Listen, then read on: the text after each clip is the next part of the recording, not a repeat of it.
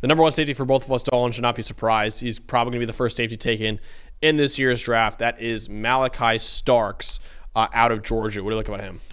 Instincts, versatility. I think you have the most instinctual player at this position in this draft. I think there's a comp in the draft guide to Kevin Byard. I think that's absolutely right. When you talk about, you can ask Malaki Starks. A lot of these guys we've talked about, they're free safeties, they're boxes, or what. You can ask Malaki Starks to do anything, and he will do it successfully. Does he blow you away with speed or strength or size? Not necessarily. Not the toolsiest guy. We've already talked about Eamon Warrior with that. But I think with Starks, when you're just asking about just a malleable piece to add to any defense, I don't have any scheme fit or anywhere that he wouldn't fit, right? I think when you talk about a guy who can play back free, he can play in the slot, he'll tackle, he's a very good tackler even for, not being the biggest guy. I just think when you talk about his instincts, and I talk about being a step ahead, because he's what? I think he ran a 4.5 flat, it was, right? When you talk about, okay, he doesn't have A+ speed, but this is someone who makes up for it with his instincts, with his jumps on the football, with his knowledge of offenses. That's what you want, is a safety who's a step ahead, and he cuts down those extra steps that faster guys might have on him, right? So he doesn't blow you away with tools, but he's got easily, I think, the best instincts of any player at this position in the draft, and he's so versatile that I don't feel like, hey, I need him to play for this team or get drafted into this spot. Right. You could draft Malaki Starks into any of the 32 defenses, and I would pretty much just go, all right, yeah, he made him better. Yeah, that's a talented player and a versatile player. His role can be so fluid within. I think about, again, the Tampa Bay Buccaneers with Winfield, the Steelers with Fitzpatrick, anywhere, Minnesota with Harrison Smith, or it doesn't even have to necessarily be paired with anybody. If a team was going to reset their secondary with Malaki Starks, then I can see it, because he can capably do anything on a football field, and I think that's a valuable tool to have. I'm with you on that. I think this is a guy that you could plug and play into any defense in the NFL. If you already have a free safety and a box safety, but you're lacking a slot corner, I think Malaki Starks plays slot corner for you. If you're lacking a free safety, he could play free safety for you. Even if you're lacking a box safety, he has a physicality to play in the box for you as well. That's really the main calling card for Malaki Starks, is how versatile of a player he's been for Georgia his entire career. He's really good length for the position as well. 85th percentile wingspan really helps him in breaking up passes. Has 16 forced completions in his career and made some jaw-dropping interceptions in his career as well.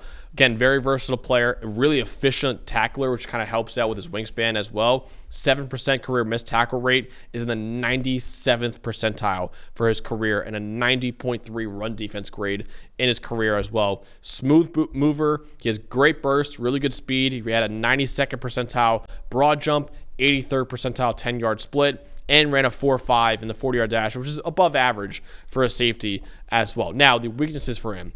The agility scores at the combine were not nearly as good, as some issues changing direction, which shows up sometimes when he's playing free safety back there. He had a 21st percentile 3-cone, 22nd percentile short shuttle, and he kind of had worse anticipation, I thought, this year than he did in past years. His coverage grade dropped to a 72 this past year, and he's not the biggest player overall, only 197 pounds, but again, I don't think Malaki Starks is a generational safety prospect like he was billed as coming into the summer. Everyone thought he'd be like, one of the best safeties that we've seen, like Kyle Hamilton, for example, or even Caleb Downs, for example, next year, I think would fit that billing. He's not that, but he's still a first-round caliber prospect as a safety, which is pretty rare nowadays. He's a very, very good safety prospect, not quite the generational one like a lot of people thought he would be going into the year. Very clean player overall, though, and like I said before, he could fill a variety of roles for a secondary and be an incredibly reliable run defender and tackler while still being a very good coverage player as well. Absolutely. I think you hit the nail on the head there. So going back and watching one final eval, you don't get the same feeling you got from Kyle Hamilton, from Derwin James, from Eric Berry. Those guys are legendary safety prospects. He's not quite that, but he could be a really good player in this league for a long time. And I think the Kevin Byard comparison, I think, still sticks for me. Starks ran a 4.5 flat. Byard ran a 4.46. Good speed, not overwhelming speed like a guy like Nick Eamon.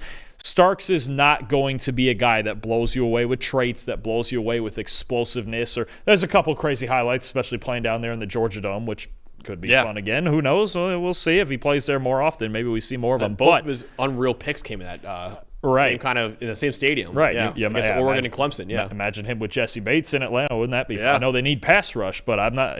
It could be on the board. Yeah. Raheem Morris likes his DBs, but anyway, I mean, look, Starks.